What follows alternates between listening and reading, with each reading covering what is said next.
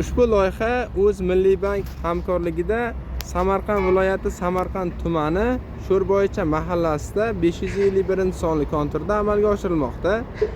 Bu yerda sabzi ekinlari ekilgan. Umumiy maydoni 5 gektarni tashkil etadi. Uning uzunligi 250, bo'yi esa 200 metr hisoblanadi. Bu yerdagi ekinlar zamonaviy usullar bilan parvarishlanmoqda. Hozirda ekinlar unib chiqqan holatda va uning qazib olish jarayoniga yetib kelingan. Ekinlarni yetishtirish umumiy 90 kundan 100 kungacha davom etadi.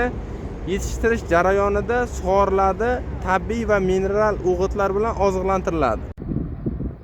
Ushbu loyihaga jami 16 ta dehqon xo'jaliklari biriktirilgan. Har bir dehqon uchun o'rtacha 0,31 gektardan yer maydonlari to'g'ri keladi. Loyihani samarali amalga oshirish uchun yetkazib beruvchi Sam Agro Center MCJ va agregator Azim Azamat Agro fermer xo'jaliklari biriktirilgan.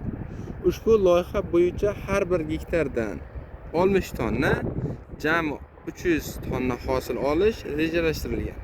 Mazkur ekin yig'ishtirib olingandan so'ng ikkinchi ekinga ham yuqori daromadli ekin turini ekish orqali yer egalarining daromadlari yanada oshirib boriladi.